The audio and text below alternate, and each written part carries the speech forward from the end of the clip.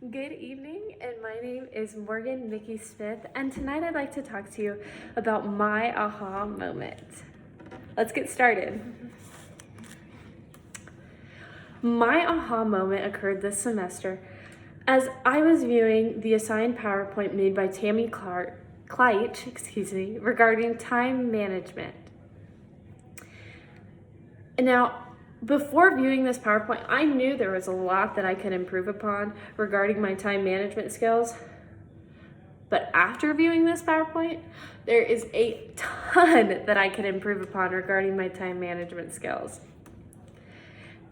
Now, the very first thing that struck me as I was scrolling through this PowerPoint was the very first slide. The very first slide had a quote on it, and it spoke that every individual has time enough, but it is those who learn to apply it well who succeed. Now, that quote really got me to thinking, but that is not the quote that caused me to have my aha moment. That came later in the PowerPoint. That came when I read that every individual has the same amount of time in a day. It's simply how they use it. So how am I using my time? I couldn't help but wonder, in what ways could I improve my time management skills so that I can get everything that I want to get done in a day? I always look at other people and think that they can achieve so much more than me in a day, but it's simply an excuse. So let's look at a few of my bad habits regarding my use of time. The first bad habit that I have regarding my use of time is procrastination. Now, I have to admit that I can be the queen of procrastination at times. Just the other night, I had a 2,000-word paper due at midnight, and I started working on it at 10 o'clock. I got it turned in at 11:56. And as much as I laugh about that, the work that I turn in is not work that I should be turning in. I want my work to reflect my interest and my dedication to my schoolwork, and I want my work to show that I have really dove deep and maximized the opportunity of a certain assignment or certain task. But when I procrastinate, I do not perform to my potential. Now, a second bad habit that I have is I get so distracted. Some days I will admit that I may start 10 different tasks or 10 different little jobs and don't complete a single one. At the end of the day, I look around and I don't feel accomplished because I have 50 things started and I didn't complete a single thing. One little thing, I'll start a task and I see something else that needs to be done, so I start on that. And then while I'm doing that, I think of something else and I want to get everything done and I don't finish a single thing.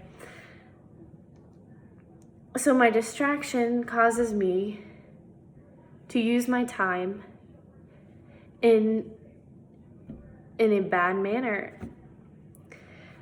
Another bad habit, and the last bad habit that I have listed here on the page, is that I tend to imagine the outcome of a certain task or a certain assignment or a certain event rather than just doing it. And generally, when I'm imagining the outcome, it's not a positive outcome. It is always a negative outcome. I think, well, what if I do this wrong? Or, man, that's going to take a long time when I do that. I don't have time to do that. I think of the pie that I'm baking. I think that I may not fix it in the right manner. It may not turn out good. My assignments, they may not turn out how I want them to. I may not be able to get it all done. I imagine everything happening in my head instead of just getting down, doing a task, completing it, turning it in, or getting something clean, or just completing a task. So now that I've told you about some of the bad habits that I have, I'd like to show you ways in which I would like to improve and habits that I would like to develop in order to improve my time management skills. So the first habit that I have listed here on the habits I'd like to develop is proactiveness. Now, to combat my procrastination, I've really got to come up with something, and that is proactiveness. When I'm assigned something, when I know that there's a task to be done, I want to act before that task or assignment becomes a quadrant 1 action. Now, if you remember in chapter 4, we learned of the different quadrant actions. And the quadrant 1 actions are important and urgent. Those are the actions that I perform when I have looming deadlines or when they have to be done and now I have no time left to do them. If I'm proactive, I can then perform quadrant 2 actions, which are actions that are important and not urgent. So without looming deadlines, without the pressure of having to do something, I just get it done and I perform to my maximum potential. And that is my goal, to perform quadrant 2 actions, because that way I can maximize my potential for success by staying on top of things and being proactive. The second thing I have listed on here for habits I like to develop is to create a schedule. I always think that I am above schedules. I think I will remember what I need to get done. I don't need a schedule to keep me from time to time to time. I can just do it. I don't have to write anything down. I don't have to have things listed out for me. But in all reality, I need to create myself a schedule. If I don't create myself a schedule, I get distracted. I become lackadaisical and I procrastinate. All the bad habits that I listed before.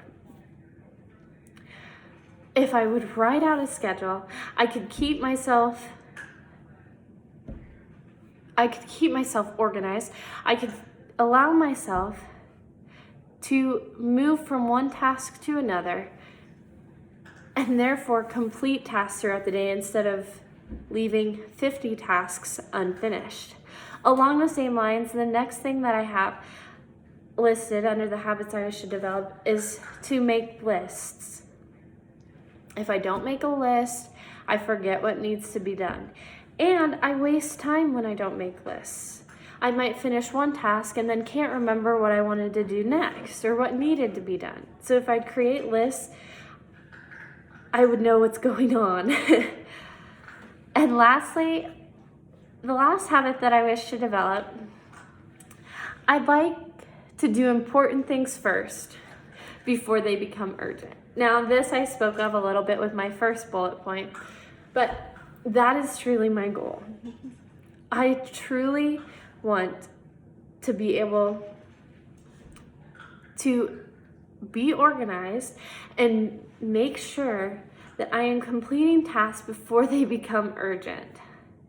I know that doing things last minute is never a good idea, and yet I find myself doing it all the time. Doing this though, I make mistakes. I fall short of expectations. I am unable to complete an assignment to my fullest ability. And so that is my goal, to perform quadrant 2 actions most of the time. Now I know quadrant 1 actions can't be completely avoided when changes arise, but if I stick to my goal of performing quadrant 2 actions, I can avoid the bad habits that I had listed on the slide before. Now that was my aha moment in achieving college success. And before I finish, I'd just like to thank you, Mrs. Johnson, for all that you've taught us, all that you've encouraged us to do, and the ways in which you've taught us to be successful students. So I hope you have a wonderful evening, and that is all. Thank you.